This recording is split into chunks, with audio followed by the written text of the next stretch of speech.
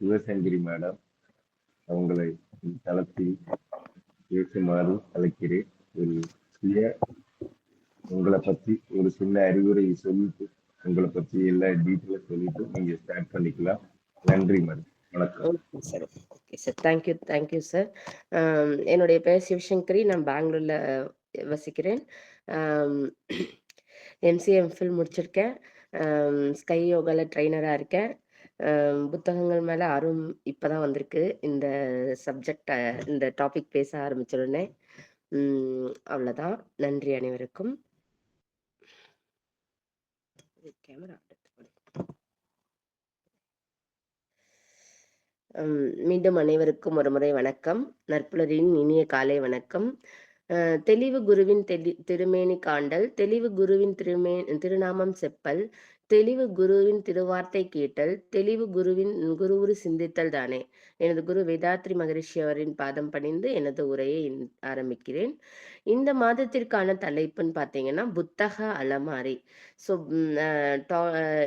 21 ஆளுமைகள் பேசிட்டாங்க. இன்னைக்கு 22வது ஆளுமையா நான் பேச வந்திருக்கேன் புத்தக அலமாரியை பத்தி. ஸோ புத்தக அலமாரி அப்படின்னு பார்க்கறதுக்கு முன்னாடி நம்ம புத்தகம் எப்படி வந்துச்சு அப்படின்னு பார்க்கலாம். இப்ப பாத்தீங்கன்னா மனித வளர்ச்சியில ஒரு மிகப்பெரிய கண்டுபிடிப்பு தான் புத்தகம்.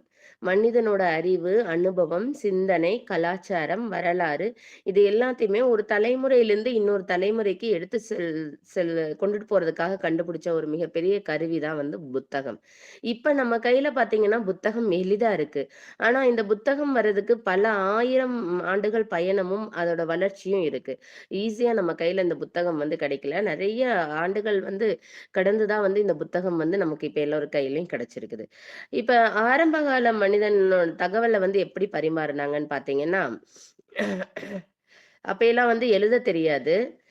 சோ எப்படி ஆரம்ப காலத்துல வந்து மனிதர்கள் தகவலை பரிமாறி இருப்பாங்க? ஏதாவது ஐடியா இருந்தா சொல்லுங்க.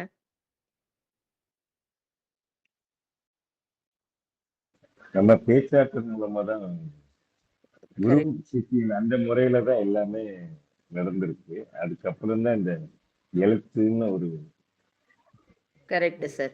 மேடம், நீங்க சொன்ன மாதிரி தான். படத்தின் மூலமாக அவங்க தகவல் பரிமாறிக்கிட்டாங்க மேடம். Super sir. கரெக்ட். அதுவும் கரெக்டான ஆன்சர் தான். அதுதான் இப்போதைக்கு என்னன்னா வாய்மொழியாக தான் வந்து தகவல்களை பரிமாறிக்கிட்டாங்கன்னு சொல்றாங்க. அப்ப என்னன்னா வந்து எழுத தெரியாது. எழுத்துங்கிறத ஒண்ணு கண்டுபிடிக்கவே இல்லை. அவங்களோட எண்ணங்கள், அனுபவங்கள் எல்லாத்தையுமே வந்து வாய்மொழியா தான் சொல்லிட்டு இருந்தாங்க. ஸோ ஒரு தலைமுறையிலிருந்து இன்னொரு தலைமுறைக்கு வந்து அவங்க வந்து அவங்களோட கருத்துக்களை எல்லாம் வந்து எந்த மாதிரி சொல்றாங்கன்னா கதைகள் மூலமாகவும், பழக்க வழக்கங்கள் மூலமாகவும், அறிவுரைகள் சொல்வதன் மூலமாகத்தான் வந்து அவங்களோட கருத்துக்களை வந்து மற்றவங்களுக்கு சொல்லிட்டு இருந்தாங்க. வாய்மொழியாக சொல்லிட்டு இருந்தாங்க. ஆனா அவங்க சொல்லிட்டு இருக்கிற இன்ஃபர்மேஷன்லாம் நினைவுகள்லாம் நிலைத்திருக்கணும்னு நினைச்சாங்க. அதனால என்ன பண்ணனாங்க, வாய்மொழியா சொல்றதை விட்டுட்டு குகையில அந்த காலத்துல பாத்தீங்கன்னா காடுகள்ல தான் மனிதன் வாழ்ந்தான்னு நம்ம படிச்சிருக்கோம், கேள்விப்பட்டிருக்கிறோம். ஸோ குகையில இருக்க சுவர்கள்ல ஓவியங்கள் வரைய தொடங்கினாங்க. ஓவியங்கள். ஸோ அப்ப எல்லாம் பாத்தீங்கன்னா நமக்கு புலி, சிங்கம், சிறுத்தை இந்த மாதிரி மனித இருக்கு, வேட்டையாடணும் அதை அப்படிங்கறதெல்லாம் தெரியாது. ஒருத்தர் கண்டுபிடிச்சிருப்பாங்க, இன்னொருத்தருக்கு தெரியாது. ஸோ அதனால அவங்க வந்து என்ன பண்ணிருக்காங்கன்னா அதில் அந்த குகை சுவர்கள்ல வந்து வேட்டையாடும் காட்சிகள், விலங்குகளோட படங்கள், இயற்கை நிகழ்வுகள் இது எல்லாத்தையுமே வரைய தொடங்கினாங்க. ஸோ அப்பதான் முதல்ல எழுதுற கலையே உருவாகுது. எழுதுற கலையோட ஆரம்பமே அதுதான் அப்படின்னு சொல்றாங்க. ஸோ அப்புறம் வந்து எழுத்தை கண்டுபிடிக்கிறாங்க. எழுத்து கண்டுபிடிக்கிறதுக்கு முன்னாடி என்ன கண்டுபிடிக்கிறாங்கன்னா சின்னங்களையும் குறியீடுகளையும் தான் கண்டுபிடிக்கிறாங்க முதல்ல. பிளஸ் சிம்பல், மைனஸ், ஏரோ இந்த மாதிரி. நீங்க அந்த காலத்து அப்புறம் அந்த காலத்து புத்தகங்கள் எல்லாம் கூட பார்த்துருந்தீங்கன்னா அந்த பேஜஸ் எல்லாம் பாத்தீங்கன்னா டாட்டு, கோலன், செமிகோலன், கமா அந்த மாதிரி இருந்திருக்கும். இந்த மாதிரி குறியீடுகளை தான் வந்து கண்டுபிடிச்சிருக்காங்க. அப்புறம் குறியீடுகளை கண்டுபிடிச்சதுக்கு அப்புறம் தான் பல்வேறு எழுத்துக்களை கண்டுபிடிச்சாங்க. அப்ப அந்த மனிதனோட அறிவை பரப்பவும் பாதுகாக்கவும் கண்டுபிடிக்கப்பட்ட மிகப்பெரிய கருவி தான் வந்து எழுத்து. இப்ப பாத்தீங்கன்னா அடுத்தது என்ன பண்றாங்க, அந்த எழுத்துக்களை வந்து எதுல எழுதுறாங்கன்னா கல் மற்றும் மண் பலகைகள்ல வந்து எழுதுறாங்க. கற்களை கொண்டுதான் எழுதுறாங்க அப்ப. அப்புறம் அந்த கல்வெட்டுல எழுதுறதுங்கிறது வந்து யாருன்னா, அரசர்கள் வந்து உத்தரவு போடுறதுக்காகட்டும், ஒரு போர்கள், முக்கிய நிகழ்ச்சிகள். ஸோ இந்த மாரி ஈவென்ட்டுக்கு மட்டும் தான் அப்ப வந்து எழுதுனாங்க. மெசபோட்டியா மெசபோட்டமியா அப்படிங்கிற ஒரு ஈரமான மண் பலகைகள்ல வந்து இன்ஃபர்மேஷன்ல எழுதி, அத உலர வைத்து பாதுகாத்து வந்தனர். ஸோ அதுதான் வந்து முதல்ல எழுதப்பட்ட ஆவணம் அப்படின்னு சொல்றாங்க. முதல்ல எழுதின பேப்பர்ன்னு பார்த்தீங்கன்னா, அதுதான் அப்படின்னு சொல்றாங்க. இப்ப அதுக்கப்புறம் தான் வந்து என்ன ஆகுது, நைல் நதிக்கரையில ஒரு பாப்பிரஸ் செடின்னு ஆல்ரெடி நம்ம பேசியிருக்காங்க நெறைய பேரு. அந்த பாப்பிரஸ் செடியிலிருந்து உருவானது தான் தாள்கள். ஸோ இந்த தாள்கள் வந்து எப்படி இருந்துச்சுன்னா, ரொம்ப திக்கா இருந்துச்சு. நம்மனால பல இடங்களுக்கு எடுத்து செல்ல முடியல. அ அந்த தாள்கள வந்து சுருளா மடக்கி பயன்படுத்திட்டு வந்திருந்தாங்க. அப்ப பார்த்தீங்கன்னா, மண் பலகைகள விட அது ரொம்ப வெயிட்டு. அத கம்பேர் பண்றப்ப இந்த பாப்பிரஸ் தாள்கள் வந்து கொஞ்சம் ஈஸியா இருந்துச்சு. ஸோ, அதனால அது பரவி வந்துருச்சு எல்லா எல்லா பக்கமும். சரி, இப்ப பாப்பிரஸ் தாள பத்தி பார்த்தோம். மண்ண பத்தி பார்த்தோம். குகைகள்ல எழுதுனாங்க, எழுத்த கண்டுபிடிச்சாங்க. இது எல்லாம் ஒரு பார்த்தாச்சு. அடுத்தது ஓலைச்சுவடி நம்ம எல்லாத்துக்குமே தெரிஞ்சிருக்கும். ஓலைச்சுவடிகள் எழுதி அதுல பாதுகாத்தாங்க. ஸோ, ஓலைச்சுவடியோட வரலாறுன்னு பார்த்தோம்னா, தென்னிந்தியாவுல தான் ஓலைச்சுவடிகள் அதிகமா யூஸ் பண்ணுனாங்க. பனைமரத்தோட இலைகள உலர்த்தி, பதப்படுத்தி, அதுல வந்து எழுத்தாணியால எழுதுனாங்க. அந்த அம் அதுதான் வந்து ஓலைச்சுவடின்னு வந்துச்சு. ஸோ, அப்ப நம்மளோட தமிழ் இலக்கியங்களையும், மருத்துவ குறிப்புகளையும், ஜோதிட நூல்களையும், திருக்குறளையும் எழுதுறதுக்கு அந்த ம் ஓலைச்சுவடிகள் வந்து ரொம்ப உதவியா இருந்துச்சு. இது வந்து ஒரு பண்பாட்டு மரபின் பொக்கிஷம்னு சொல்றாங்க. ஸோ, ஓலைச்சுவடிகள் பார்த்தீங்கன்னா, இன்னுமே ம் தஞ்சை பிரகதீஸ்வரர் கோயில்ல எல்லாம் இன்னுமே ஓலைச்சுவடிகள் நிலை பெற்று இருக்கின்றன. அம் அப்புறம் தான் வந்து ஓலைச்சுவடிக்கு அப்புறம் காகிதம் வருது. காகிதம்ங்கிறது எப்ப வருதுன்னா, கிபி 2ஆம் நூற்றாண்டில தான் காகிதத்த கண்டுபிடிச்சிருக்காங்க. யார் கண்டுபிடிச்சாங்கன்னா, சைனா நாட்டுக்காரங்க தான் கண்டுபிடிச்சாங்க. காகிதம் பார்த்தீங்கன்னா, ஒரு புத்தக வளர்ச்சியோட ஒரு திருப்பு முனையா இருந்துச்சு. காகிதம் அப்ப ஈஸியா, எளிவா கிடைச்சது. மலிவாவும் இருந்துச்சு. தயாரிக்கிறது ரொம்ப ஈஸியா இருந்துச்சு. ஸோ, அதனால கல்வியோட வேகம் வந்து எல்லா நாடுகளுக்கும் பரவலா பரவுச்சு. அப்புறம் பார்த்தீங்கன்னா, இப்ப காகிதத்த கண்டுபிடிச்சாச்சு. சைனாக்காரங்க கண்டுபிடிச்சுட்டாங்க. ஈஸியா இருக்கு. எல்லா நாடுகளுக்கும் பரவ ஆரம்பிச்சுருச்சு. கல்வியும் வேகமா பரவ ஆரம்பிச்சுருச்சு. இப்ப காகிதத்துல நம்ம பிரிண்ட் பண்ணணும். அப்ப எல்லாம் பார்த்தீங்கன்னா, கையால தான் எழுதுனாங்க. ஒரு எதா இருந்தாலுமே. அது வந்து பல மாதங்கள், ஆண்டுகள் ஆச்சு ஒரு புத்தகம் எழுதுறதுக்கு, நிறைவு பண்றதுக்கு. நெறைய புத்தகங்கள் தேவைப்படும்போது, நெறைய மாதங்கள், ஆண்டுகள் எடுத்து தான் நம்ம புத்தகங்கள வந்து ப்ரிப்பேர் பண்ணாங்க. அதுக்கப்புறம் தான் அச்சுக்கலை அப்படிங்கிறது வந்து உருவானது. அது வந்து 15ஆம் நூற்றாண்டில் தான் அச்சுக்கலை உருவாச்சு. ஜோஹன்ஸ் குண்டன்பெர்க் அப்படிங்கிறவர் தான் அச்சுக்கருவிய கண்டுபிடிச்சாரு. அது ஒரு மிகப்பெரிய கண்டுபிடிப்பா இருந்துச்சு.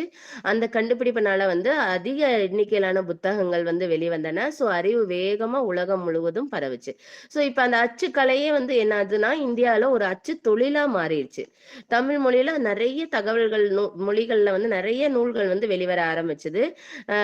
அப்ப எல்லாம் பார்த்தீங்கன்னா, அரசர்களுக்கும், அறிஞர்களுக்கும், செல்வந்தர்களுக்கும் மட்டும் தான் புத்தகங்கள் கிடைக்கிற மாரி இருந்துச்சு.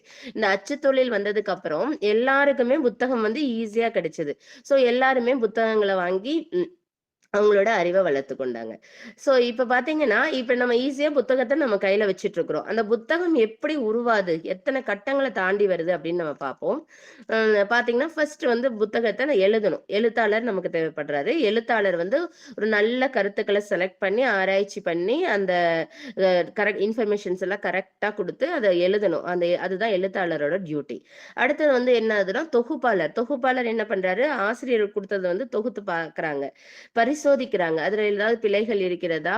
அ வேற ஏதாவது தவறுகள் இருக்கிறதான்னு செக் பண்ணிட்டு குடுக்குறது தான் தொகுப்பாளரோட டியூட்டி. அடுத்தது வடிவமைப்பு. ஒரு புத்தகம்னா அதுக்கு அழகா ஒரு அட்டைப்படம் இருக்கணும். அதே மாரி கன்டென்ட் இருக்கணும். எண்டிங் ஒரு படம் இருக்கணும். ஸோ அத வந்து வடிவமைக்கிறது தான் வந்து வடிவமைப்பு செய்றதுங்கிறது. அடுத்தது அதுல இருக்கிற பக்கங்கள்லாம் சீரா இருக்கான்னு சொல்லிட்டு செக் பண்ணணும் அவரு. அடுத்தது பார்த்தீங்கன்னா, அச்சிடுதல். இப்ப இன்ஃபர்மேஷன்ஸ் கிடைச்சிருச்சு. நம்ம கரெக்ட்டா இருக்கான்னு செக் பண்ணியாச்சு. இப்ப பிரிண்ட்க்கு நம்ம குடுக்குறோம். அச்சிட்டு எடுத்து வச்சுக்கலாம். இப்ப அச்சிட்டதெல்லாம் என்ன பண்ணணும்னா, கட்டணும். எல்லாத்தையும் ஒரு புக்கா சேர்த்து கட்டணும். இணைக்கணும் அது எல்லாத்தையுமே. கடைசியா தான் வெளியிடணும். புத்தக கடையிலயும், நூலகங்கள்லயும் நூலகங்கள்லயும் இணையதளங்கள்லயும் நம்ம வாசகர்கள் வந்து ஈஸியா படிக்கிறதுக்கு நம்ம புத்தகத்தை வந்து வெளியிடுறோம். ஸோ இத்தனை கட்டங்களை தாண்டி தான் வந்து ஒரு புத்தகம் உருவாகிறது. என்னதான் அப்புறம் இப்ப பாத்தீங்கன்னா மின்னூல்கள் வருகை வந்து ஜாஸ்தி ஆயிடுச்சு. நம்ம கிண்டல்ல சார் கூட நேத்து 2 வெப்சைட்ல படிக்கலாம்னா சொன்னாரு. என்னதான் அந்த இதுல படிச்சாலுமே நம்ம ஒரு புத்தகத்துல கையில வச்சு படிக்கிற ஒரு அனுபவம் வந்து நமக்கு கிடைக்காது. அந்த புத்தகத்துல இருக்கிற ஒரு ஸ்மெல் ஆகட்டும், நம்ம அந்த டேக் வச்சு படிக்கிறதாகட்டும், ஒரு காஃபி கப் வச்சுக்கிட்டு புத்தகம் படிக்கிற அந்த அனுபவம் எல்லாம் நமக்கு கிடைக்காது. நம்ம போன்லயும் லேப்டாப்லயும் பார்த்து படிக்கும்போது. ஸோ இப்ப புத்தகத்தோட முக்கியத்துவம்னு பாத்தீங்கன்னா என்ன ஆகுதுன்னா, ஒரு மனிதனோட சிறந்த நண்பன். மனிதனோட அறிவை வளர்க்கறது உதவுது. அப்புறம் பாத்தீங்கன்னா சிந்திக்கும் திறனை வந்து அதிகரிக்கிறது, மொழித்திறனை அதிகரிக்கிறது, ஒழுக்கத்தையும் பண்பாட்டையும் அதிகரிக்கிறது, வாழ்க்கை அனுபவங்களை வந்து கத்துக் கொடுக்குது புத்தகம் பாத்தீங்கன்னா. இப்போ அப்துல் கலாம் ஐயா என்ன சொல்றாருன்னு பாத்தீங்கன்னா, ஒரு நல்ல புத்தகம் வந்து நல்ல கனவுகளை உருவாக்குங்கிறாரு. ஒரு நல்ல கனவுகள் ஒரு நல்ல சிந்தனைகளை உருவாக்கும். சோ நம்ம புத்தகம் படிக்கும் போது நல்ல சிந்தனைகளும் நல்ல அறிவாற்றலும் நமக்கு கிடைக்கும். சோ புத்தகங்களை நம்ம தேடி தேடி வாங்கி படிக்கணும். அதே மாதிரி இப்ப புத்தகங்கள் வாசிப்பதுங்கிறது பழக்கம்ங்கிறது ரொம்ப முக்கியமான அவசியமான ஒன்று. நம்ம நிறைய குழந்தைகள் பாத்தீங்கன்னா கைபேசியிலையும் நம்மளே சமூக ஊடகங்களையும் டைம் ஸ்பெண்ட் பண்ணிட்டு இருக்கோம். அப்படி இல்லாம ஒரு நல்ல புத்தகங்களை தேர்ந்தெடுத்து அதை நம்ம படிக்கும்போது நம்மள நல்ல மனிதர்களாகவும் நல்ல அறிவாளிகளாகவும் அந்த புத்தகங்கள் வந்து மாற்றும். ஸோ இதுதான் வந்து புத்தகத்தின பத்தின இன்ஃபர்மேஷன். புத்தக அலமாரி அப்படின்னு வர்றதுக்கு முன்னாடி புத்தகம்ங்கிறது அலமாரியில வைக்கணும்னா அதுக்கு புத்தகம் தேவை. அந்த புத்தகம் எப்படி வந்துச்சு அப்படிங்கிற ஒரு இன்ஃபர்மேஷனோட நான் வந்தேன். உங்களுக்கெல்லாம் புரிஞ்சிருக்குன்னு நினைக்கிறேன். புத்தகம் எத்தனை கட்டங்களை தாண்டி இப்ப நம்ம கையில இருக்குதுங்கிறது நமக்கு புரிஞ்சிருக்கும். அடுத்தது பாத்தீங்கன்னா இப்ப புத்தக அலமாரி. சோ இப்ப பாத்தீங்கன்னா நிறைய புத்தகம் இருக்கு நம்ம கிட்ட. ஆனா அந்த புத்தகங்களை வந்து ஒழுங்கா நீட்டா அழகா வச்சாதான் நமக்கு எடுத்து படிக்கிறதுக்காகட்டும் ஈஸியா இருக்கும். டைம் வேஸ்ட் பண்ண மாட்டோம். எந்த புத்தகம் எப்ப தேவைப்படுதோ அப்ப எடுத்து படிக்க முடியும். பாத்தீங்கன்னா வீடுகள்ல பள்ளிகள்ல நூலகங்கள்ல வந்து நிறைய புத்தகங்கள் இருக்கும். சோ அப்ப ஒழுங்கா அடுக்கிறதுக்காக பயன்படுத்தப்பட்ட ஒரு பொருள் தான் வந்து புத்தக அலமாரி. இது வந்து ஒரு சாதாரண பொருள் மாதிரிதான் தெரியும். பட் பெரிய வரலாறையும் மனித நாகரிக வளர்ச்சியும் கடந்து வந்ததுதான் இந்த புத்தக அலமாரிங்கிறது. புத்தகம்ங்கிறது ஒரு அறிவு களஞ்சியம். அந்த அலமாரிங்கிறது வந்து அதை பாதுகாக்கிற பெட்டகம் அப்படின்னு சொல்லலாம். இப்ப புத்தக அலமாரி வந்து நம்ம ஒழுங்கா அடுக்கி வைக்கலைன்னா நம்ம நிறைய கஷ்டப்படுவோம். எந்த புத்தகம் எங்க இருக்குன்னு தெரியாது, டைம் எடுத்துக்கோ, தொலைவணும். சோ அந்த மாதிரி இல்லாம புத்தக அலமாரி அதுக்கு ரொம்ப யூஸ்ஃபுல்லா இருக்கு. இது ஒரு மரப்பொருள் அல்ல, அறிவை பாதுகாக்கும் நூலக. இது வந்து ஒரு நூலகத்தின் இதயமா இருந்தா, நூலகத்தின் இதயம்னு புத்தகமா இருந்தா, புத்தகங்களின் இல்லம்ங்கிறது என்னன்னு பாத்தீங்கன்னா புத்தக அலமாரியா இருக்குன்னு சொல்றாங்க. சோ நம்ம இப்ப பார்த்தோம் நிறைய புத்தகம் எப்படி உருவாச்சுன்னு பார்த்தோம். புத்தகத்தை வந்து என்ன பண்ணாங்க, இதுல மண் பலகைகள்ல எழுதுனாங்கன்னு சொல்லி பார்த்திருக்கோம் ஆல்ரெடி புத்தகம் வர்றதுக்கு முன்னாடி. சோ இப்ப எப்படியெல்லாம் அதை சேவ் பண்ணலனா அதுதான் புத்தக அலமாரி. இப்ப பாத்தீங்கன்னா மண் பானைகள்லையும் மரப்பெட்டிகளையும் சிறப்பு அறைகளிலும் ஆவணங்கள் பாதுகாக்கப்பட்டன. சோ அந்த காலத்துல எழுதப்பட்ட மண் பலகைகள்லாம் வந்து சிறப்பு அறைகளிலும் மரப்பெட்டிகளிலும் மண் பானைகளையும் சேகரிச்சு வச்சிருந்தாங்க, பாதுகாப்பா வச்சிருந்தாங்க. அதே மாதிரி மெசோபோட்டியால எழுதின மண் பலகையெல்லாம் வந்து பெரிய பெரிய அறைகள்ல சேகரிச்சு வச்சாங்க. சோ அந்த பெரிய அறைகள்ல சேகரிச்சு வைக்கிறப்பதான் வந்து நூலகங்கள் அப்படிங்கறத ஒரு ஒரு ஆரம்ப வடிவமா இருந்துச்சு. நூலகங்கள் கான்செப்ட் வர்றதுக்கே ஒரு ஆரம்ப வடிவமா இருந்துச்சு. அதே மாதிரி ஓலைச்சுவடிகளை பாத்தீங்கன்னா என்ன பண்றாங்கன்னா கயிறுகளால கட்டி மரப்பெட்டிக்குள்ள வச்சு பாதுகாக்கிறாங்க. கோயில்ல, மடங்கள்ல, கல்வி கூடங்கள்ல வச்சு பாதுகாத்து வராங்க. அதே மாதிரி பெரிய பெரிய அலமாரிகளை வந்து மரத்தால் செய்யப்பட்ட தட்டுகளை யூஸ் பண்ணி பாதுகாத்து வராங்க. சோ இப்ப பாத்தீங்கன்னா நூலகங்களோட தோற்றம் பழங்கால லைப்ரரி எங்க இருந்துச்சுன்னு பாத்தீங்கன்னா லைப்ரரி ஆஃப் அலெக்சாண்ட்ரியா அப்படிங்கிற இதுலதான் பழங்கால நூலகம் இது அதோட பேரு. புத்தகங்களை ஒழுங்கா அடுக்கி வைக்கிறதுக்காக யூஸ் பண்றதுதான் வந்து அலமாரி. சோ ஐரோப்பியா தான் ஃபர்ஸ்ட் பல நூலகங்களை கொண்டுட்டு வந்தாங்க. அதுதான் ஐரோப்பால இருந்து தான் லைப்ரரி ஸ்டார்ட் ஆயிருக்கு. கல்வி வளர்ச்சிக்கு ஒரு மிகப்பெரிய இது வந்து ஐரோப்பா இதுதான். சோ இப்ப மரத்தால அந்த புத்தகங்கள வந்து ஃபர்ஸ்ட்லாம் எப்படி வந்து சேவ் பண்ணி வச்சாங்கன்னா, ஒரு நீண்ட மேசை மேல ப கீழ வச்சிருந்தாங்க.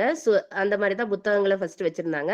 அப்புறம் பார்த்தீங்கன்னா, சுவரோட சேர்த்தி ஒரு மரப்பலகையெல்லாம் அடிச்சு, அடிச்சு அந்த மரப்பலகைகள் மேல புத்தகங்கள வச்சிருந்தாங்க. இப்படிதான் புத்தகங்கள் முதல்ல வந்து சேகரிச்சு வச்சுட்டு வந்திருந்தாங்க.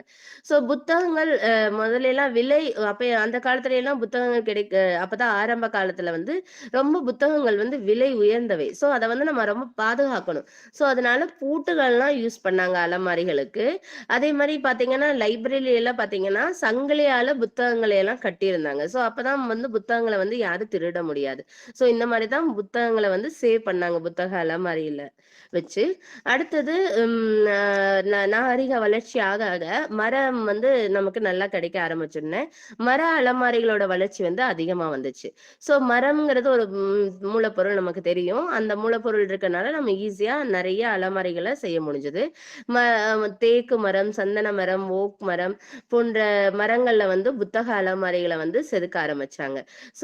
இது வந்து ஒரு லைப்ரரியா இல்லாம பார்த்தீங்கன்னா, ஒரு கலைப்பொருளாவும் பயன்படுத்துனாங்க. அரண்மனை, ஒரு பெரிய பெரிய லைப்ரரி எல்லாம் பார்த்தீங்கன்னா, அந்த மரத்தால செய்யப்பட்டதுல வந்து நெறைய வேலைப்பாடுகளோட அழகா டிசைன் பண்ணி, அத வந்து உருவாக்குறாங்க.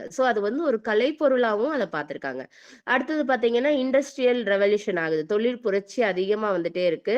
ஸோ அதனால புத்தகங்களோட இது மரத்திலிருந்து ஒண்ணொண்ணா அவங்க வந்து அடுத்தடுத்து போறாங்க. அதோட வடிவமைப்பு, ஸ்டைல் மாறுது. அதே மாரி இப்ப பணம் எல்லாருக்குமே கிடைக்கிறதுனால, எல்லாருமே அந்த புத்தக அலமாரிய வாங்கி வீட்ல வைக்க ஆரம்பிச்சுட்டாங்க. புத்தக அலமாரி வந்து நம்ம அ த அதாவது நமக்கு தேவையான புத்தகங்கள் வந்து அறிவியல் புத்தகங்கள் தனியா, இலக்கியம் புத்தகங்கள் தனியா, வரலாறு புத்தகங்கள் தனியா, இந்த மாரி தனித்தனியா வைக்கும்போது நமக்கு புத்தக அலமாரி எடுக்கிறதுக்கு ஈஸியா இருக்கு. அடுத்தது பார்த்தீங்கன்னா, ம் அ இரும்பால ஆன புத்தக அலமாரி வந்துச்சு. அது நீண்ட காலமா நீடித்து நிலைக்கிறதுனால, இன்றைய காலத்துங்களிலும் அந்த இரும்பு அலமாரிய வந்து யூஸ் பண்ணிட்டு இருக்காங்க. அடுத்தது பார்த்தீங்கன்னா, கண்ணாடி கதவுகள் கொண்ட அலமாரிகள் வந்து உருவாச்சு. இன்னும் பாலிஷ்டா நமக்கு புத்தகங்கள் கண்ணுக்கு தெரிஞ்சுட்டே இருக்கணும். நம்ம எடுத்து எடுத்து அடிக்கடி பார்க்கணும், படிக்கணும் அப்படின்னு ஆர்வம் வரப்பெல்லாம் படிக்கிறதுக்கு தூண்டுற மாரி கண்ணாடி கதவுகளோட அலமாரிகள் வர ஆரம்பிச்சன. அப்புறம் பார்த்தீங்கன்னா, சுவரோட ஒட்டி செல்ஃப் மாரி ஒரு ஸ்டைலா ஒரு 3 அண்ணா அடிக்கிற மாரி எல் ஷேப்ல இல்ல மேல 2 கீழ 1 அந்த மாரி சுவரோட ஒட்டுன மாரியே அலமாரிகள் வைக்க ஆரம்பிச்சாங்க. அடுத்தது பார்த்தீங்கன்னா, மூலையில கார்னர் ஷெல்ஃப்ஸ்ல வந்து அலமாரிகள் உருவாக்குன. அப்புறம் பார்த்தீங்கன்னா, மடிக்கக்கூடிய அலமாரிகளும் வந்துச்சு. இந்த மாரி நெறைய அலமாரிகள் வெரைட்டிஸ் வந்து மறுபடியும் பரிணாம வளர்ச்சியினால வளர்ந்து வந்துட்டே இருக்கு. இந்த மாரியெல்லாம் புத்தக அலமாரிகள் இருக்கிறதுனால, அதனால நமக்கு என்ன பயன் அப்படின்னு பார்த்தீங்கன்னா, புத்தகங்கள நம்ம பாதுகாப்பா வைக்க முடியுது. ஸோ தலைமுறை தாண்டி தலைமுறையிருந்து தலைமுறை தாண்டி கொடுத்த இன்ஃபர்மேஷன்ஸ்லாம் நம்ம பாதுகாப்பா வைக்கணும். அதுக்காக புத்தக அலமாரிகள் வந்து யூஸ் ஆகுது. நமக்கு ஈரப்பதம் இல்லாமையும், தூசி இல்லாமையும் அந்த புத்தக அலமாரி வந்து நம்மள அந்த புத்தகங்கள பாதுகாக்குது. அப்புறம் ஒழுங்கை உருவாக்குது. நம்ம வந்து நீட்டா அடுக்கி வைக்கும்போது, நம்ம எடுத்து படிக்கணுங்கிற ஆர்வத்தையும் தூண்டுது. புத்தக அலமாரி ஒழுக்கத்தையும் நமக்கு கத்துக் கொடுக்குது. அடுத்தது நேரத்த மிச்சப்படுத்துது. நம்ம கசகசன்னு அங்கங்க ஒரு ஒரு புத்தகம் வைக்கும்போது, நமக்கு தேவையான புத்தகம் எடுப்பது வந்து ரொம்ப கடினமா இருக்கும். நீட்டா அத அழகா அடுக்கி வைக்கும்போது, அப்பப்ப புத்தக அலமாரிய நம்ம செக் பண்ணிட்டே இருந்தோம்னா, நமக்கு நேரம் ஈஸியா இருக்கும். எந்த புத்தகம் எங்க இருக்குன்னு சொல்லிட்டு நம்ம எதுக்கா இருந்தாலும் எடுத்து ரெஃபர் பண்றதுக்கு ரொம்ப ஈஸியா இருக்கும். அடுத்தது வாசிப்பு பழக்கத்தை அதிகரிக்கிறது, ஊக்குவிக்கிறது. புத்தகம் நம்மகிட்ட இருக்கும்போது நமக்கு வாசிக்கும் திறன் வந்து அதிகரிக்கும். வாசிக்குங்கிற ஆர்வத்த தூண்டிக்கிட்டே இருக்கும். கடைசியா சொல்லணும்னு பார்த்தோம்னா, இந்த புத்தக அலமாரிங்கிறது ஒரு அறிவின் அடையாளமா தான் இருக்கு. இப்ப நமக்கு புத்தக அலமாரி சொல்ற பாடம் என்னன்னு பார்த்தீங்கன்னா, அறிவை சேமியுங்கள், பாதுகாத்துக் கொள்ளுங்கள். பிறருடன் பகிர்ந்து கொள்ளுங்கள். நாம் பெற்ற அறிவ வந்து சேமிச்சு வச்சுக்கணும் புத்தகமா. அத வந்து பிறரோட பகிர்ந்து கொள்ளணும். நம்ம படிச்ச புத்தகங்கள இன்னொருத்தருக்கு நம்ம குடுக்குறோம். அதே மாரி அவங்களோட புத்தகங்கள் நம்ம வாங்கி படிக்கிறோம். இதுதான் வந்து புத்தக அலமாரி நமக்கு சொல்லுது. அடுத்தது புத்தகங்கள் அறிவை வளர்க்கின்றன. புத்தக அலமாரி அந்த அறிவை பாதுகாக்குது. புத்தகம்ங்கிறது ஒரு அறிவின் பொக்கிஷம்னு பார்த்தோம்னா, புத்தக அலமாரி பொக்கிஷத்தை காக்கும் இடம் அப்படின்னு சொல்றாங்க. இதுதான் புத்தக அலமாரியோட இன்ஃபர்மேஷன். புத்தகம் எப்படி உருவாச்சு? புத்தக அலமாரி எப்படி உருவாச்சு? இப்ப அந்த நம்ம எல்லார் கையிலும் ஈஸியா கிடைச்சிருக்கிற புத்தக அலமாரி எவ்ளோ இத தாண்டி வந்திருக்கு அப்படிங்கிறத வந்து நம்ம தெரிஞ்சுக்கிட்டோம். இப்ப நல்ல உயர்ந்த புத்தகங்கள படிச்சு வாழ்க்கையில முன்னேறினவங்கள பத்தி பார்ப்போம். ஒரு புத்தக அலமாரியில இருக்கிற புத்தகங்கள், அந்த புத்தகங்கள படிச்சு உயர்ந்தவர்கள். அவரோட வாழ்க்கை வந்து மாறியது. எதனால மாறுச்சுன்னா, ஒரு நல்ல புத்தகம்ங்கிறதுனால தான் மாறியிருக்கு. ஸோ இப்ப பார்த்தீங்கன்னா, அதாவது பணம் இழந்தால் மீண்டும் சம்பாதிக்கலாம். பதவி இழந்தால் மீண்டும் சம்பாதிக்கலாம். ஆனா அறிவை இழந்தால் இருளில் நடப்பதற்கு சமமா இருக்கும். ஸோ அந்த இருள வந்து அகற்ற ஒரு கருவியே புத்தகமா தான் இருக்கும்.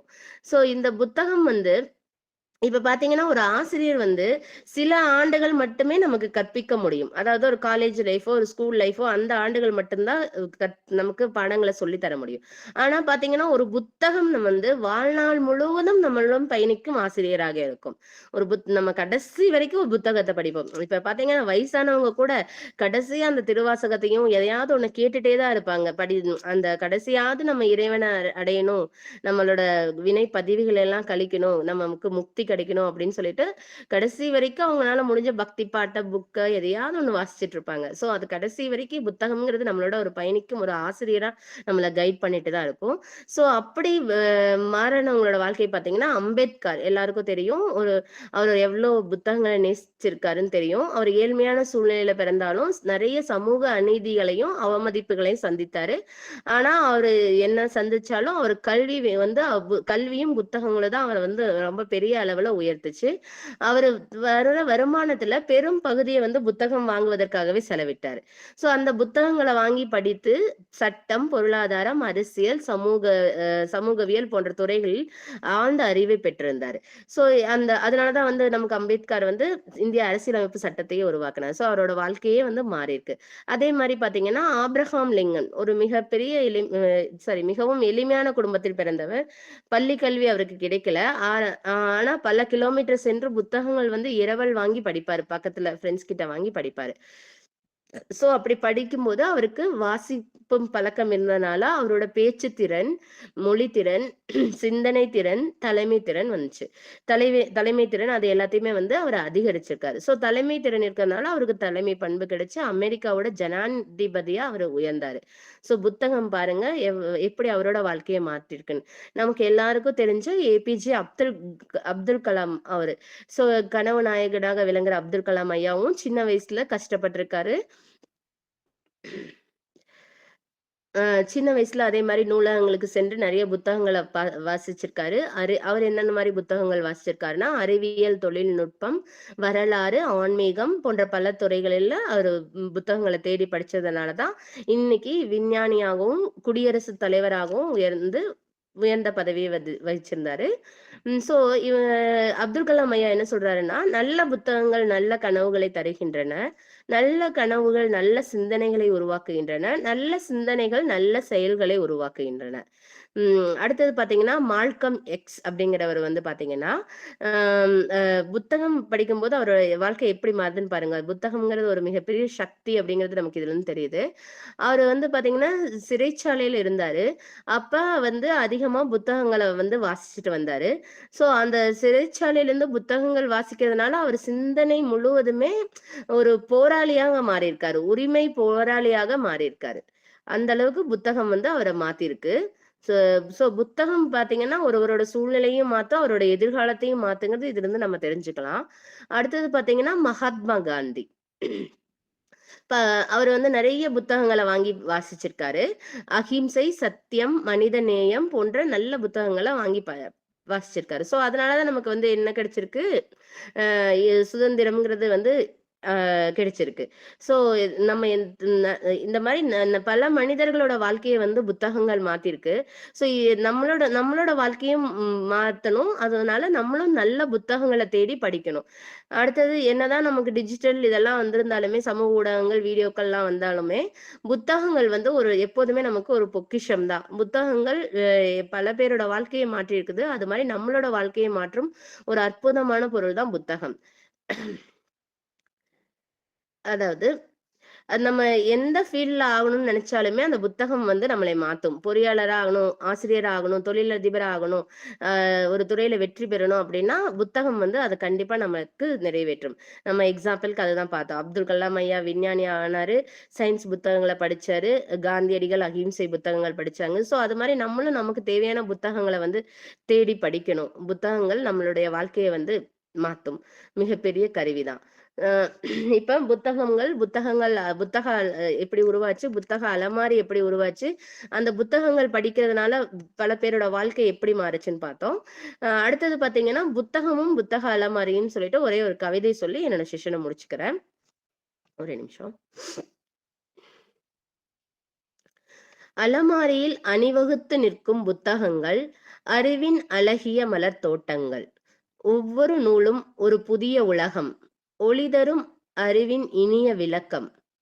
பக்கங்களை புரட்டினால் கனவுகள் விழிக்கும். படித்திடும் மனதில் எண்ணங்கள் பிறக்கும். வரலாறும் அறிவியலும் கவிதையும் சேர்ந்து வாழ்க்கையை பாதையை வழிநடத்தும் நேர்த்து. புத்தக அலமாரி அமைதியின் கோவில். பொக்கிஷம் காக்கும் அன்பான காவல். நூல்களை தாங்கி பெருமையாய் நிற்கும் நம் அறிவுச் செல்வத்தை நாளும் வளர்க்கும். வாசிக்கும் பழக்கம் வாழ்வை உயர்த்தும். வெற்றியின் வாசலை அகலமாய் திறக்கும். புத்தகமும் அலமாரியும் இருக்கும் இடமெல்லாம் புதிய சிந்தனைகள் பூக்கும் நந்தவனம். இந்த மாதிரி புத்தகத்தை பத்தி நம்ம நிறைய கவிதைகள் சொல்லலாம். இப்ப புத்தகம், புத்தக அலமாரி பத்தி பார்த்தாச்சு. நம்மளும் ஒரு புத்தகங்களை வந்து செலக்ட் பண்ணி நம்மளும் படிக்கணும். நம்மளும் ஒரு புத்தகத்தை எழுதணும் அப்படிங்கிற ஒரு ஆர்வத்தை தூண்டுச்சு இந்த புத்தக அலமாரிங்கிற இந்த டாபிக்கை வந்து நம்ம எடுத்து ஒரு மாதம் முழுவதும் பேசிட்டு இருக்கப்ப அந்த ஆர்வத்தை தூண்டுது. ஸோ எல்லாருமே ஒரு புத்தகத்தை அட்லீஸ்ட் ஒரு புத்தகமாவது எழுதணும் அப்படிங்கிற ஒரு குறிக்கோளை வச்சுக்குவோம்.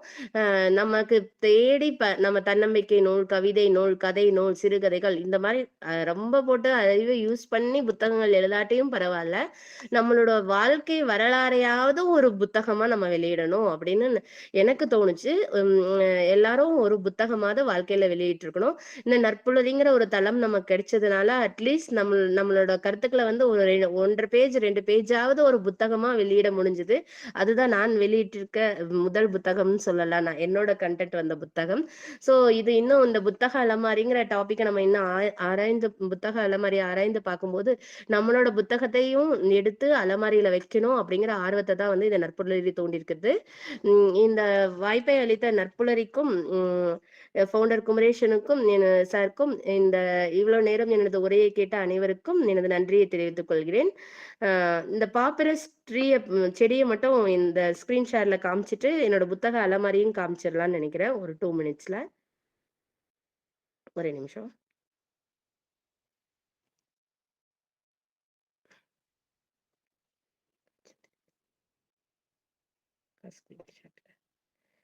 ஸோ இதுதான் வந்து பாப்பிரஸ் ட்ரீ. இதுல இருந்து தான் ஃபர்ஸ்ட் தாள்களை கண்டுபிடிச்சிருக்காங்க, திக்கான தாள்களை. நம்ம பாப்பிரஸ் ட்ரீன்னு கேள்விப்பட்டிருப்போ, அது என்ன ட்ரீன்னு தெரியல, அதனால நான் சர்ச் பண்ணதுனால சரி உங்களுக்கு காமிச்சிடலான்னு காமிச்சிருக்கேன்.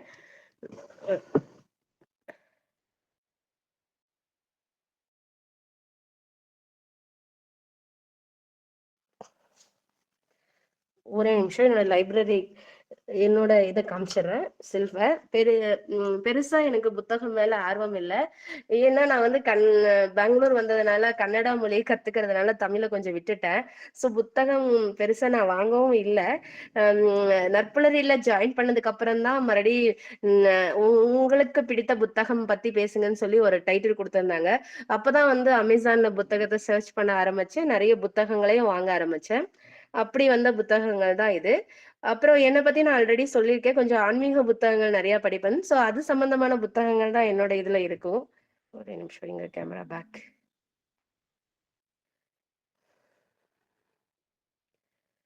ஒரே நிமிஷம் சார்.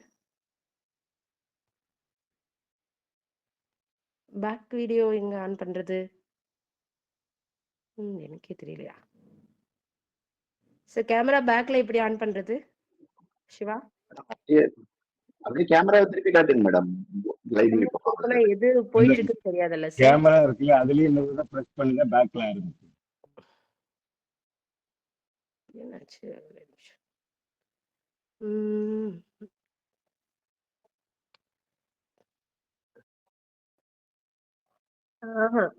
இல்ல பேக் கேமராக்கு ஏரோ தான் இருக்கும். ஒரு நிமிஷம், அது எங்க காணாம பார்த்தேன். இல்ல கேமரா பட்டன் இருக்குல்ல, அந்த கேமரா பட்டனே திருப்பி அமுக்குங்க, பேக்ல ஆனாது. திருப்பி அமுக்கினா ஃப்ரண்ட்ல கேமரான்னு காட்டும் பாருங்க. எங்க சார்? என்னது சும்மா காமிக்குது. கிளிப் கேமரான்னு காட்டும். Clip camera. யூ மட்டும் தான் காமிக்குது என்னோட இதுல. வீடியோ.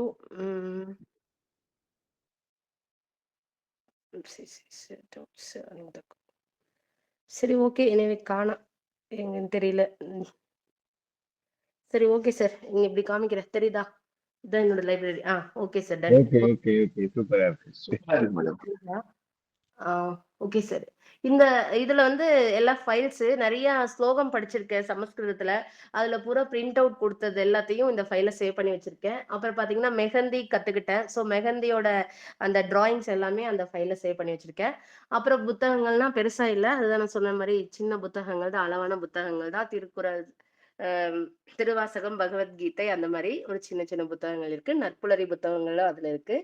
அப்புறம் பாத்தீங்கன்னா நாராயணியம், ஸ்தோத்திரமாலா புத்தகம், அஹ் அவ்வளவுதான் சார். அப்புறம் நற்புலரியில ஸ்பீச் குடுக்கறதுக்காக எழுதின கன்டென்ட் எல்லாம் வந்து பேப்பர்ஸா இங்க கொஞ்சம் அடுக்கி வச்சிருக்கேன். அப்புறம் தான் சரி இந்த பேப்பர்ஸ்லாம் வேண்டான்னு சொல்லிட்டு ஒரு நோட்ட போட்டு இப்ப வந்து கன்டென்ட் எல்லாம் எழுதிட்டு இருக்கிறேன். யாரு பேசினாலும் சரி, நம்ம கன்டென்ட் குடுத்தாலும் ஒரு நோட்ல பண்ணணும்னு எழுதிட்டு இருக்கேன். அப்புறம் திருவாசகம் முற்றும் எழுதுதல் அப்படிங்கிற ஒரு இதுல சேர்ந்ததுனால, இந்த திருவாசகம் நோட்ல திருவாசகத்த ஃபுல்லா எழுதி வச்சிருக்கோம். திருவாசகம் புக் கிடைக்கலன்னா இத பார்த்து கூட படிச்சுக்கலாம் நம்ம வேணுங்கிறப்ப. இது ஒரு நோட்டு பத்திரமா வச்சிருக்கேன் சார். அவ்வளவுதான் சார். பெருசா எனக்கு புத்தகங்கள் இல்ல. அக்கா சில புத்தகங்கள் வாங்கி கொடுத்தாங்க. இந்த டைம்ல அவங்களுக்கு நன்றியை சொல்லியிருக்கேன். அப்புறம் ஸ்கை யோகாவோட புத்தகங்கள் இருக்கும் நிறைய. யோகமும் மனித மாண்பும், மதிப்பு கல்வி, இந்த மாதிரி சின்ன சின்ன புத்தகங்கள் ஸ்கை யோகால நிறைய வச்சிருப்பேன். இன்னும் நிறைய புத்தகங்களை வாங்கணும், படிக்கணுங்கிற ஆர்வத்தை வந்து இந்த தளம் தூண்டி இருக்குன்னு தான் சொல்லணும். ஸோ புத்தகத்தோட செல்ஃப் வந்து நம்ம கண்ணாடி மாதிரி வைக்கலாம், அலமாரிய எவல்யூஷன் ஆயிடுச்சுன்னு சொன்ன மாதிரி. ஸோ என்னோட வீட்டில் இந்த கண்ணாடி போட்டு லைட்டிங்ஸ் எல்லாம் போட்டு கலக்கலாம் லைப்ரரி வச்சிருக்கோம். பட் புத்தகங்கள்லாம் கொஞ்சம் கம்மியா இருக்குது. கொண்டுட்டு வரலாம் இன்னும். இந்த தளம் நம்மளை இன்னும் புத்தகங்கள் வாங்க வைக்குங்கிற ஒரு நம்பிக்கையோட நம்ம பயணிப்போம். அனைவருக்கும் நன்றி. இந்த நேரம் வரை செஷனை கேட்ட அனைவருக்கும் மிக்க நன்றி. Thank you sir. நன்றி நன்றி. அதாவது அந்த ஒரு விருப்பம் சொல்லுவாங்க, இன்வால்மெண்ட். எந்த வேலை செஞ்சாலும் அதுல ஒரு விருப்பத்தோட செய்யும் பொழுது அது வெற்றியை கொடுக்கும். நீங்க சொன்னீங்க இந்த தளத்துல பேச ஆரம்பிச்ச பிறகு அந்த புத்தகத்தை சேமிக்கணும், எழுதணும் அப்படின்னு. அப்போ இந்த தளம் உங்களுக்கு ஏதோ ஒரு உதவி செஞ்சிருக்கு. நீங்க கொடுத்த பயிற்சியில எனக்கு புரிஞ்சது 2 வார்த்தை தான். ஒண்ணு, தலை குனிஞ்சு படித்தால் உன்னை தலை நிமிர வைக்கலாம். அந்த ஒரு கோட்டு உண்மையிலே ஞாபகப்படுத்தியிருந்தேன். அடுத்தது நீங்க களஞ்சியம் சொன்னீங்க. ஆமா, தஞ்சாவூர் வந்து 2 களஞ்சியம் இருந்தது. ஒண்ணு நெற்களஞ்சியம், அதாவது புத்தக களஞ்சியம். சரஸ்வதி மகால்னு இன்னைக்கு ஒரு பெரிய ஒரு லைப்ரரி இருக்கு. நம்ம வந்து ஆதி காலத்திலிருந்தே நம்ம இந்த மொழி எப்படி வந்ததுன்னா, நம்ம இந்த தலைமுறைன்னு சொல்லுவாங்க, குரு சிஷியன் பரம்பரையில வந்ததுதான். அதனாலதான் இன்னும் இதிகாசங்கள், புராணங்கள், வேதங்கள் எல்லாமே நம்ம வந்து எழுத்து மூலமா இல்ல, தலைமுறையாக கடத்தப்பட்டதுனாலதான் இன்னைக்கும் நம்ம ஒரு அந்த வழித்தோன்றல் சொல்லுவாங்க, குரு சிஷியன் வழித்தோன்றல் தான் நம்ம பாரத தேசமே இருந்திருக்கு. அதுக்கப்புறம் புத்தகம் வந்திருக்கு. அப்போ வரும்போது அந்த நெற்களஞ்சியம் ஊர்லயே ஒரு புத்தக களஞ்சியமும் உருவாக்கினாங்க.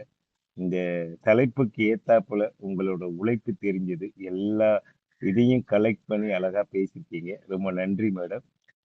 கருத்து கூறுபவர்கள் தங்கள் கருத்துக்களை கூறலாம். அனைவருக்கும் இனிய காலை வணக்கம். மேடம், இன்னைக்கு செக்ஷன் ரொம்ப அருமையா இருந்தது. பல தகவல்கள் சொன்னீங்க. நீங்க படிச்ச புத்தகம் பத்தி சொன்னீங்க. இந்த பேப்பர்ஸ் எப்படி தயாராச்சு அந்த விஷயங்கள் நிறைய சொன்னீங்க. வாழ்த்துக்கள் மேடம். சார், வாய்ப்பு நன்றி சார். நன்றி நன்றி சரவணன் சார். அடுத்து வெங்கட்ராமன் சார். வணக்கம் மேடம். வாழ்க வளமுடன். ரொம்ப அழகா இருந்தது இன்னைக்கு செஷன். எப்படின்னு கேட்டீங்கன்னா, அந்த பகுத்தாய்வு அப்படின்வாங்க, எப்படி போற பாதையை படி மாதிரி பிரிச்சுக்கணும் அப்படின்றது ரொம்ப அழகா பண்ணீங்க. 3 பார்ட்டு அப்படின்றத, புஸ்தகத்தோட வரலாறு, அதுக்கப்புறம் புத்தகம் என்ன புத்தகம் படிக்க வேண்டும், அப்புறம் புத்தகத்தினால என்ன பலன். பொதுவா கேட்கறத, நான் இது பண்றதுனால என்ன யூஸ் எனக்கு அப்படின்னு கேட்பாங்க. அந்த விஷயத்த சொல்லி இவ்வளவு பெரிய அறிஞர்களா ஆகிறதுக்கு உனக்கு ஒரு சான்ஸ் இருக்கு அப்படின்னு சொல்லி விடிய காலையில நெத்தி போட்டுல அடிச்ச மாதிரி இருந்துச்சு அந்த இது. அந்த விஷயங்கள் ரொம்ப அழகா இருக்கு. அதை விட எல்லாமே நான் சேர்த்து வச்சிருக்கேன் அப்படின்றத விட சிறிய அளவுல பெரிய வெற்றி காண்றது எப்படி அப்படின்றத இன்னைக்கு ரொம்ப அழகா காமிச்சிங்க. என்னுடைய லைப்ரரி வந்து பாருங்க அப்படின்னு சொல்லும்போது ரொம்ப அழகா சொல்றீங்க. சின்ன விஷயம் நான் சின்னதா தான் வச்சிருக்கேன், சின்னதா தான் வச்சிருக்கேன் அப்படின்னு சின்னதா உள்ளுக்குள்ள பெரிய பெரிய உலகத்தை வச்சிருக்கேன் பாருங்க அப்படின்ற மாதிரி தான் இருந்தது. அவ்வளவு அழகான விஷயங்கள், அவ்வளவு அழகான கருத்துக்கள், அவ்வளவு அழகான இதுக்காக நீங்க மெனக்கெட்டது என்ன அப்படிங்கிறது புரிஞ்சுது. அதை விட நீங்க சொன்னீங்க பாத்தீங்களா, குறிப்பை எடுக்கிறதுன்றது, குறிப்பறிதல்னு சொல்லுவாங்க. அது கண்டிப்பா வந்து நம்ம குறிப்பு எடுக்கணும் அப்படின்னு சொன்னீங்க. எங்களுக்கு வந்து இந்த பேப்பரோட மரத்தை காமிச்சதுக்கு மிக்க மிக்க நன்றி. நானும் நிறைய தடவை அதை பார்த்திருக்கேன்.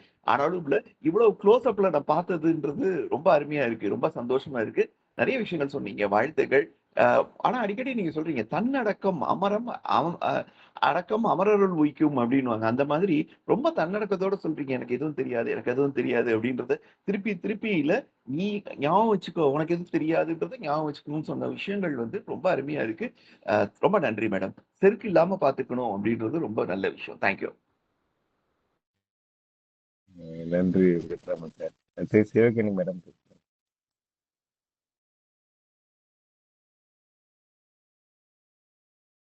அனைவருக்கும் வணக்கம்.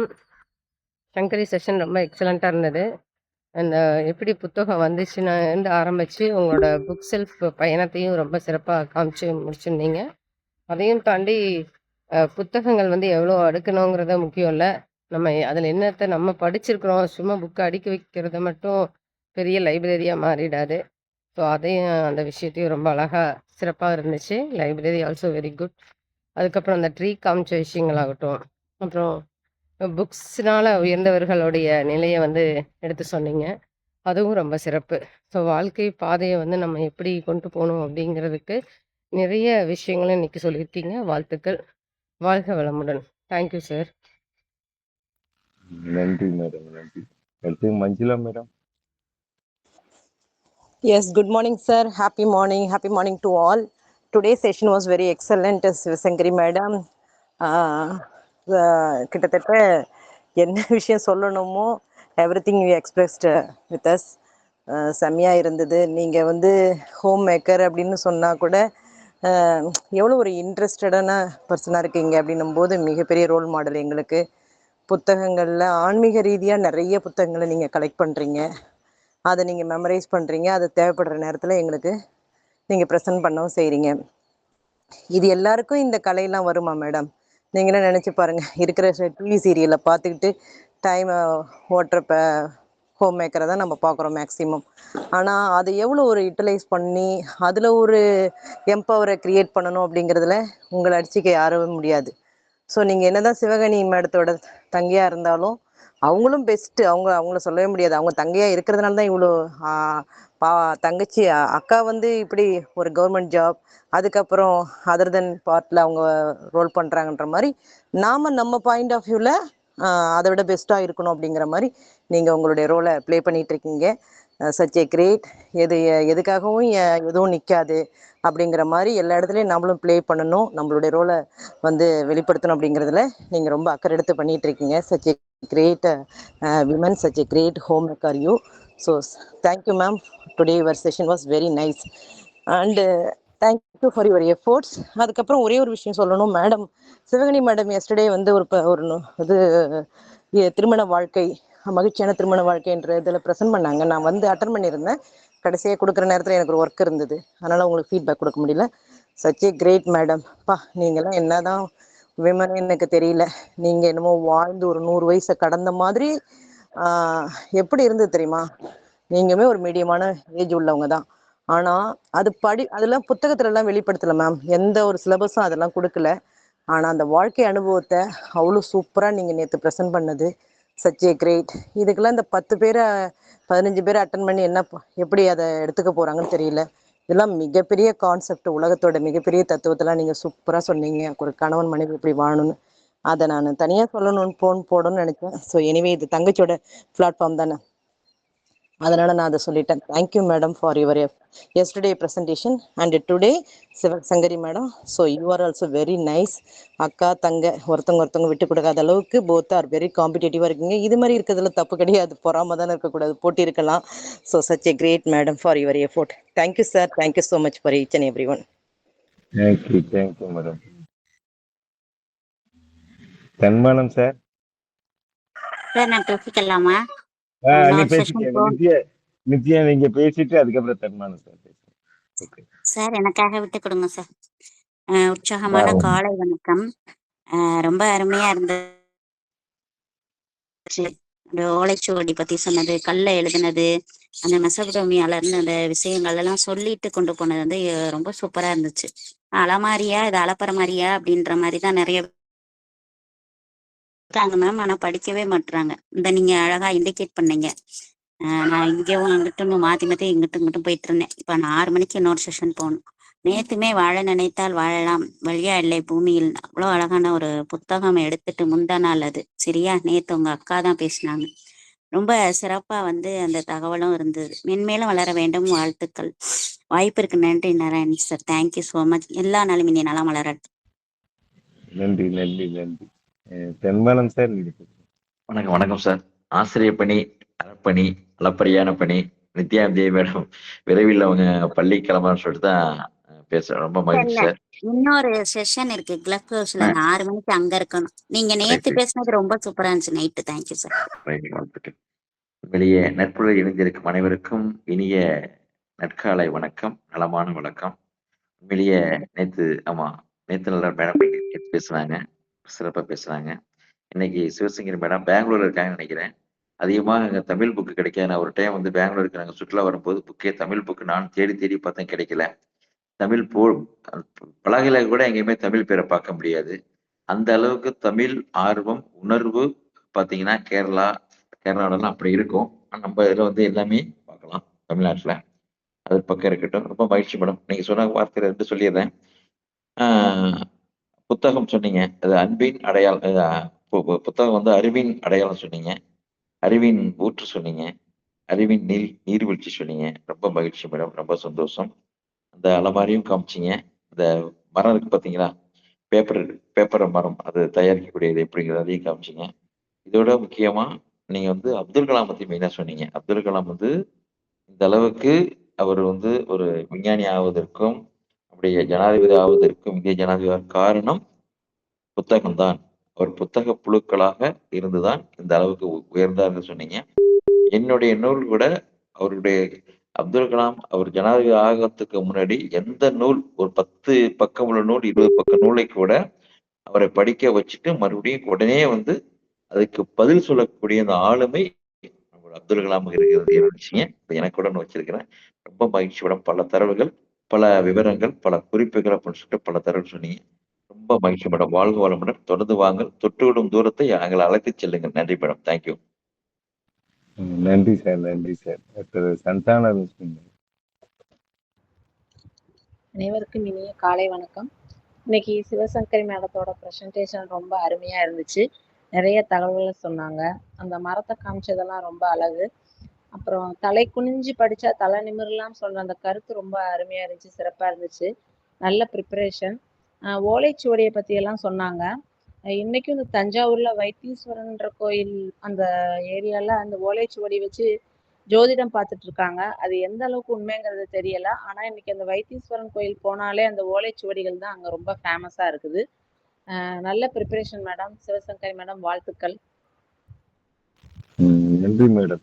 அதாவது இந்த வைத்தீஸ்வரன் கோயில் நீங்க இந்த ஓலைச்சுவடி சொல்றீங்கல்ல, அதுல நான் பார்த்திருக்கேன். நான் 2 இடத்துல பார்த்தேன். 2 இடத்துலயும் எனக்கு அந்த என்னோட ஃபேமிலி பேக்ரவுண்டு, என்னோட பேரு, அப்பா அம்மா பேரு, அது எல்லாமே கரெக்டா சொன்னாங்க. அப்போ வந்து மெட்ராஸ்ல ஒருத்தர் இருந்தாரு. அவர்கிட்ட நான் கேள்வி மேல கேள்வி கேட்டேன். அது என்ன சொல்றாங்க, நாடி ஜோசியம்னா நீங்க நாடி போய் பார்த்தாதான் அது ஜோசியம். அதனால எல்லாருக்கும் கிடைக்காது. அது அது வந்து குறிப்பிட்ட நபருக்கு குறிப்பிட்ட டேட்ல தான் போய் பார்க்கும்போது அது கிடைக்கும். அந்த நாடிலே எழுதியிருக்கிறாங்க. எனக்கெல்லாம் வந்து எங்க வீட்டுல நான் 9 பேர் கரெக்டா சொன்னாங்க. 4 பெண்கள், 5 ஆண்கள், நீங்க கடைசி பையன். உங்களோட பேரு நாராயணன், அப்பா பேரு கணபதி, அம்மா பேரு மீனாட்சியம்மா. இது எல்லாமே சொன்னான். ஆனா ஒரு ஒரு ஒரு 10 கேள்வி கேட்பாங்க. அதுக்கு மட்டும் ஆம் இல்லை, ஆம் இல்லை, அதுதான் சொல்ல வேண்டியிருக்கு. நம்மளோட இதை ஃபுல்லா சொல்ல முடியல. அது வந்து உண்மையா பொய்யான்னு கண்டுபிடிக்கணும்ல நான் நினைக்கிறேன். ஏன்னா அவரை பத்தி நமக்கு முதலே தெரியாது, நம்ம ஃபேமிலி பேக்ரவுண்டு தெரியாது. ஆனா அது கரெக்டா சொல்றாங்க. அப்போ அவர்கிட்ட வந்து கேட்கும் பொழுது அவர் ஒரு டிப்ளமோ ஹோல்டர். அவர் வந்து நான் ஒரு இன்ஜினியரிங் போகணும்னு படிச்சாங்க. ஆனா அவ அப்பா சொன்னாரு, நீ என்ன படிச்சாலும் நம்ம குலத்தொழில் இந்த நாடி ஜோசியம் பார்க்கறது அதுதான் உனக்கு சோறு போடும்னு சொன்னாரு. ஆனா அவர் லைஃப்ல அவர் வந்து முன்னேற முடியல. அதாவது கடைசியா அந்த நாடி ஜோசியம் தான் அவருக்கு அவர்கள் வாழ்வாதாரமே இதுன்னு சொல்றது போகும்போது அப்ப நாடி ஜோசியம் உண்மை அப்படின்னு நினைக்கிறேன். அடுத்ததாக மேடம் வந்து இன்னைக்கு நிறைய தகவல் கொடுத்தாங்க. இப்ப அப்துல் கலாமை பத்தி சொல்லும்போது ஒரே ஒரு விஷயம் சொல்றேன். அவர் வந்து அண்ணா யூனிவர்சிட்டியில படிக்கும்போது ஏதோ ஒரு பிரைஸ் வாங்கினார் ஒரு புக்கு. அது இன்டர்நேஷனல் புக்கு அவருக்கு பிரைஸா கிடைச்சது. அது வந்து யாருக்கும் கொடுக்க மாட்டாரு. படிக்க கொடுப்பாரு, வாங்கிப்பாரு. ஆனா ஒரு சமயம் அவங்க வீட்டுல ஏதோ ஒரு இறப்போ ஏன்னா அப்பாவுக்கு உடம்பு சரியில்லை ஏதோ நினைக்கிறேன். அவர் ஊருக்கு போக வேண்டிய சூழ்நிலை. அந்த பணம் இல்லை. அதை வந்து இந்த பாரிஸ்ல இருக்கிற ஒரு தெருல தான் அந்த புக்கு விற்கிறாங்க. அங்க கொண்டு போய் ஒரு கடையில இந்த புக்கை வந்து விலைக்கு போடுறதுக்கு போறாரு. அந்த புக்குக்காரர் கேட்கிறாரு, இந்த புக்கு கிடைக்காத எப்படி உங்களுக்கு கிடைச்சது, ஏன் விற்கணும் அப்படிங்கிறாரு. அப்ப அவர் உண்மையை சொல்லிடுறாரு, இந்த மாதிரி ஊருக்கு போக காசு இல்லை, அதனால நான் இந்த புக்கை கொடுக்குறேன்னு சொன்னா அந்த கடைக்காரர் ஒரு 100 ரூபாய் கொடுத்து, நீங்க புக்கெல்லாம் விற்க வேண்டாம், புக்கை நீங்க வச்சுக்கோங்க, இந்த 100 ரூபாய் என்னைக்கு திருப்பி தரீங்களோ தாங்கன்னு சொல்லி அனுப்பினாரு. அவர் ஊருக்கெல்லாம் போயிட்டு வந்து அதுக்கப்புறம் ஒரு நன்றி சொன்னாரு. அதை விட இன்னொன்னு செஞ்சாரு. அவர் ஜனாதிபதி ஆன பிறகு சென்னைக்கு வந்தவன அந்த இடத்துல நான் போய் அவரை போய் பார்த்து நன்றி சொல்லணும்னு சொன்னாராம். அப்போ ஒரு மனிதன் புத்தகத்துல படிக்கும் பொழுதுதான் அங்க மனித உணர்வுகளை புரிந்து கொள்கிறார்கள்.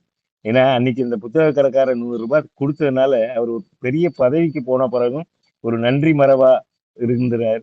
இந்த தகவல் வந்து எதுக்குன்னா நம்ம புத்தகத்தை படிக்கும் பொழுதுதான் நம்மள்கிட்ட உள்ள நல்ல பழக்கங்கள் வளர்த்து கொள்ளலாம். எது கெட்ட பழக்கங்கள் இருக்கோ அதை நம்மளை நம்ம திருத்திக்கலாம். இப்ப நம்ம நண்பர் ஒரு கெட்ட பழக்கம் இருக்குன்னா நேர போய் சொல்லுங்க. ஒண்ணு அவன் திருத்திக்கிறவன் திருத்திப்பான், இல்லைன்னா என்ன பண்ணுவான், நீ எப்ப பார்த்தாலும் அட்வைஸ் பண்ணுவான், நம்மளை கண்டவனே அந்த சைடா போயிடுவான். ஆனா புத்தகம் அப்படி இல்லை, நீங்க இருக்கிற இடத்துலதான் உங்களுக்கு திருத்த. புத்தகம் ஒரு நல்வழி அப்படின்னு சொல்லிட்டு இந்த புத்தக அலமாரியில ஒவ்வொருத்தரும் அவங்களோட வாழ்க்கையில எப்படி புத்தகம் நல்ல ஒரு எனக்கு ஒரு ரோல் மாடலா இருந்ததுன்னு சொல்லி எல்லாரும் அந்த தகவலை கொடுக்கும் பொழுது இந்த தலைப்புக்கு உண்மையிலே நம்ம வந்து பாராட்டணும்னு நினைச்சிட்டு நன்றி கூறி விடைபெறுகிறேன். நாளை வேற ஒரு நபருடன் ஏற்புரை ஒரு நிமிஷம் சந்திக்கிறேன். சார். ஏற்புரை ஒரு சொல்லுங்க. நிமிஷம் பேசிடுறேன். எனக்கு வாய்ப்பு கொடுத்த அனைவருக்கும் நன்றி. கரெக்ட். Thank you sir. 5 அறிவியும் கிடைந்து 6வது அறிவாகிய மனிதனாக பிறந்திருக்கோம். அறிவு அரிது அரிது மானிடராய் பிறத்தல் அரிது. ஸோ 5 அறிவு உயிரினம் வந்து புத்தகத்தை எடுத்து படிக்காது. 6வது உயிரினமான நம்ம தான் புத்தகத்தை எடுத்து படிக்கணும், நம்மளோட வாழ்க்கையை மாத்தணும் அப்படின்னு நான் சொல்லிக்கிறேன். அப்புறம் பாத்தீங்கன்னா ஃபர்ஸ்ட் எனக்கு புத்தகம் கிடைச்சதுன்னு பாத்தீங்கன்னா 10th 400க்கு மேல வாங்கினா ஒரு புத்தகம் கொடுத்தாங்க. அப்ப அப்துல் கலாமோட அக்னிச்சிறகுகள் புத்தகம் கொடுத்தாங்க. அதுல இருந்து தான் வந்து புத்தகம் வந்து ஆரம்பிச்சது.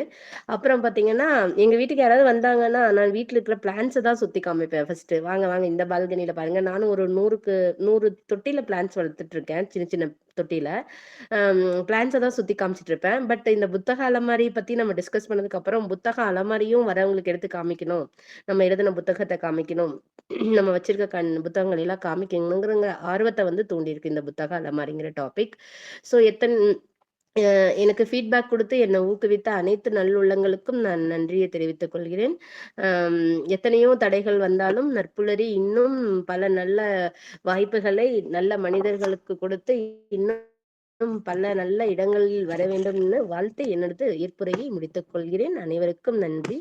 Thank you so much sir.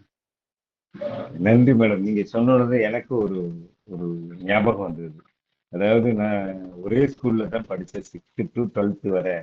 ஆனா ஒவ்வொரு தடவை இந்த ஆண்டு விழா பண்ணும்போது school first, class first, second, தேர்டுன்னு புக்கு கொடுப்பாங்க. அப்ப எனக்குள்ள ஒரு ஒரு எப்பவாவது ஒரு தடையாவது இந்த புக்கை வாங்கிடலாமா அப்படின்னு நினைச்சேன். ஆனா அதை நான் 12th எக்கனாமிக்ஸ்ல ஸ்கூல் ஃபர்ஸ்ட் எடுத்தேன். அப்போ ஒரு புத்தகம் கொடுத்தாங்க, இன்ன வரையும் அந்த புத்தகத்தை வச்சிருக்கேன். அது ஒரு ஆங்கில புத்தகம் தான், ஒரு கதை புக்கு. அது வந்து மறக்க முடியாது. அந்த புத்தகத்தின் மேல ஒரு அன்பு இருக்கும் பொழுது நான் வந்து 6th இருந்து அதை நினைச்சேன், நம்ம 7th ஒரு 5 வருஷமா படிக்கிறோமே நமக்கு புக்கு வாங்க முடியலன்னு சொல்லி 10th கூட வாங்க முடியல. 11th 12th அந்த ஸ்கூல் எக்ஸாம்ல வந்து ஃபர்ஸ்ட் ப்ரைஸ் எக்கனாமிக்ஸ்ல வாங்கினேன். அந்த புக்கை கொடுத்தாங்க. அதாவது அந்த ஒரு ஆர்வம், நீங்க எதை நினைக்கிறீங்களோ அதை வந்து நினைச்சுக்கிட்டே இருக்கணும். ஆனா என்னைக்கோ ஒரு நாள் அது நிறைவேறும். அந்த புத்தகம் படிக்கும் பொழுதும் அந்த ஒரு உங்களோட உணர்வுகள் வந்து அந்த பிரதிபலிக்கும். அது வந்து அந்த படிக்கிறவங்களுக்கு தான் அது தெரியும். ரொம்ப நன்றி. சிவகனி மேடம் வந்து பேசுறீங்களா? மஞ்சுளா மேம் சார், ஒரே நிமிஷம். அவங்க அவங்களுக்கு ஹேண்ட் ரைஸ் பண்ணிருக்காங்க. சிவகனியும் பேச இல்ல, வரீங்க. ஆல்ரெடி பண்ண ஹேண்ட் ரைஸ் தான் சார். மஞ்சுளா ஓகே. மேமோட நம்பர் வேணும், அதுதான் கேட்கலான்னு கூப்பிட்டேன். மஞ்சுளா மேம் கேட்கல, பிஸியா இருக்காங்கன்னு இருக்குது. சரி, ஓகே சார்.